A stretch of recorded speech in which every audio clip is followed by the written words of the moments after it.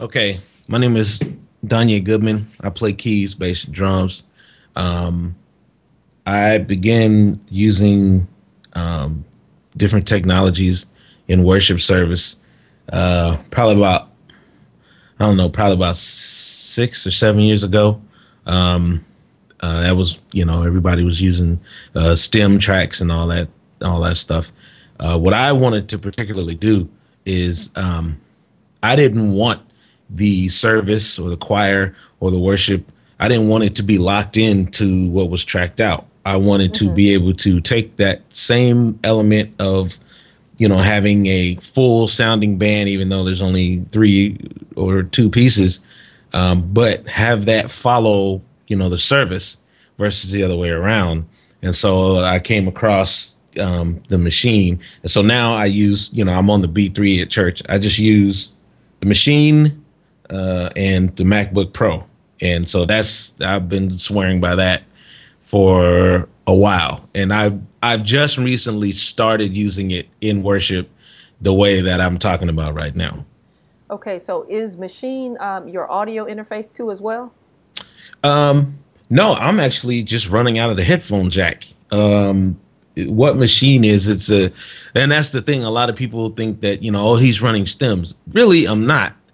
Maschine is basically a software that comes with its own sounds and, piano, bass, drums, whatever. And so you're able to program in just Maschine alone, and they just run out of the headphone jack. And then I use this is just a hardware controller that controls everything in Maschine. So I can record, track, play without even touching the computer. I can do everything right here. Wow. So your whole entire chain is your MacBook, Maschine, and of course, whatever instrument you're playing on.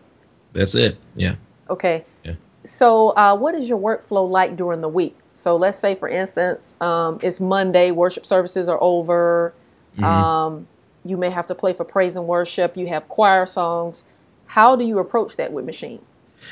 Okay. So basically what I like to do is I really don't start tracking until Wednesday or Thursday. Choir rehearsals on Thursdays. I get in touch with the minister of music and ask him what songs we're doing, and he'll tell me. And if I know them, I'll start tracking them. If I don't, I'll learn them and then I'll start tracking them. In which really tracking songs for me is the best way to learn them. So let's say there's only organ, guitar, and drums at the church I play at. So what I'll do is I'll learn the song. I'll track just a loop, and then I'll track the bass, and I'll track whatever instruments would be missing if we were playing. So I track piano and brass if it's a fast upbeat song, or piano and strings, or whatever the case may be. So you got two to three praise and worship songs, 2 to 3 choir songs, depending on what service it is, youth day, whatnot. My workflow in particular, the first time I did this, which is the first video you actually saw, it took all night because I hadn't tracked out anything as far as service goes, because you have to think beyond just the choir songs and the praise and worship. What if they start shouting? Sure. You have to program not just the song, but I also program improvisation. If I want to call out something or I get an idea, if I would had a band with me, I would kind of call it out and they would go. So I track that in preparation. So, and then I'll send the tracks to the band and they'll hear them so they know, okay, what could or may not possibly happen. And so because they've heard it, all I have to do is call out, hit the button, and we're there. That's what my next question was going to be, saying once you track it, how do they know where you're getting ready to go? Yeah, Okay. yeah, yeah, yeah. I send it to them, and they hear it, and they're ready. I think I did it for the third time this past week, because it felt really good. Uh, and because for some reason, or not for some reason, I guess I learned that through experience. I mean, especially this last month, that like a full sound really does make a difference, when it comes to the music at church. And so while the anointing is perfectly capable of moving through just an organ and some drums, it just makes a huge difference when there's a full sound coming from the band versus just organ and drums. And so I wanted it so that there is no such thing as the track running out, or the track stops and the song is still driving, and so this program makes it possible for the song to drive as long as it needs to until it's actually finished. Oh, that's awesome. Yeah. So I was trying to read up on it, but I think I noticed they had two different versions of Machine. Yes, Does it make they a have there's three different versions. There's the flagship, the MK1, the MK2. I have the flagship. I bought Machine years ago when it first came out with it, and I originally bought it just to do regular production, drum programming for albums and records and things of that sort. I had no idea I could use it like this until 2 years ago. 2 years ago, I tried it. I was at a church and played at a church in Detroit, and they were singing the song. We didn't have a bass player at the time.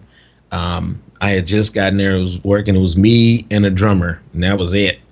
And I was like, man, we need a bass, because the way the organ was hooked up, it wasn't full sounding at all. Everything was hooked up through the system, and so I needed some bottom to support me because I was playing main keyboards. And so I was like, let me see what happened if I track this out, So I tracked out a song, and I tracked the different parts. And because I didn't know it that well, I couldn't think ahead and say, okay, well, we need to track this, we need to track that. So I tracked it out, and we went to church. I got to church that Sunday, and we used it. And it was my first time using it that way, and it went over really well.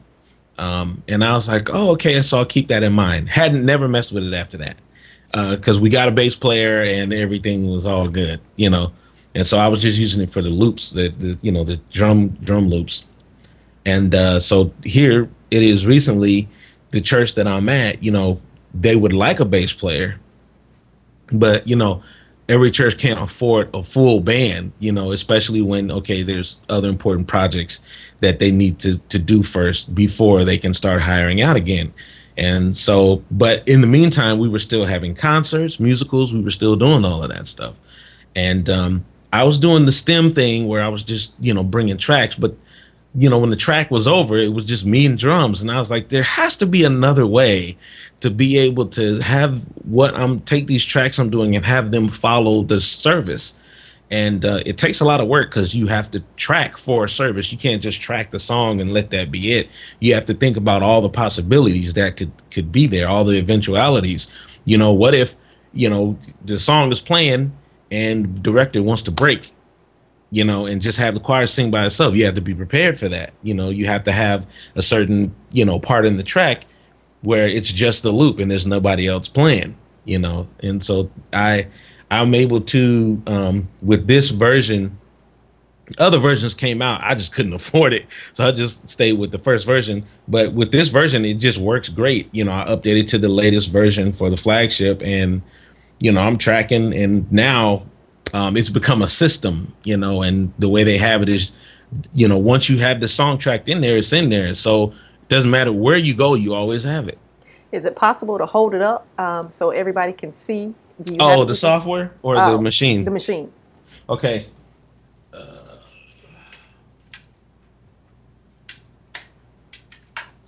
This is it right here. Okay. It's the flagship. Um, like I said, it's not the can you see that? Yeah, Yes. it's not the latest version, but it does the job. It definitely does the job. Um, it's everything is at your fingertips. So let's see. Um, so I have something loaded up here, Okay. and let me do this.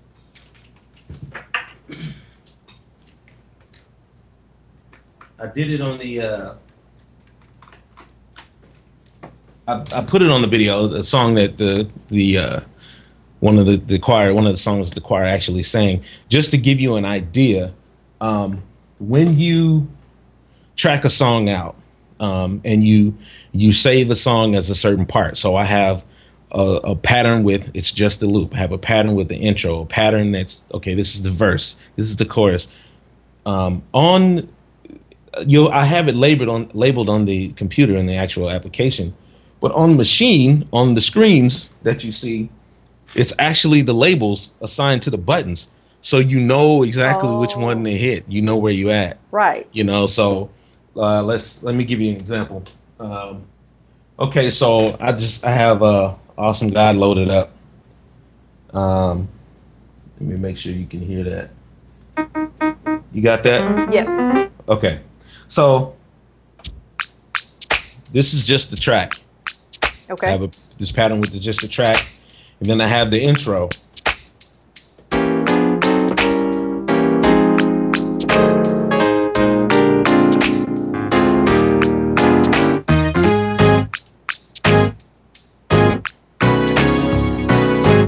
Right, and then here's the main verse.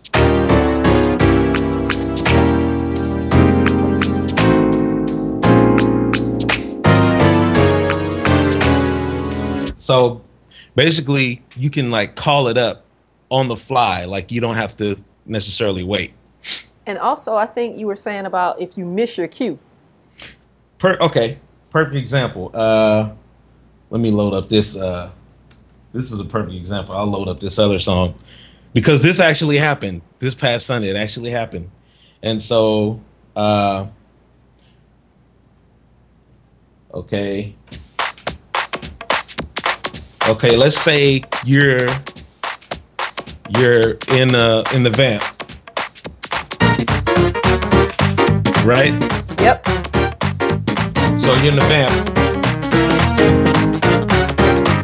and the director tells you to go back, Uh huh. to like a certain bridge part, and you miss it. You can hit the button, and it'll pick up in the middle. Wow. Okay, so I'll show you. Okay. So this is when I hit it right on time.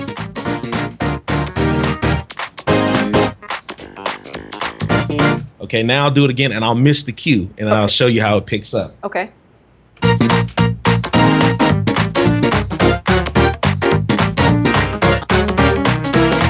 Okay, I'm supposed to hit it now. Wow.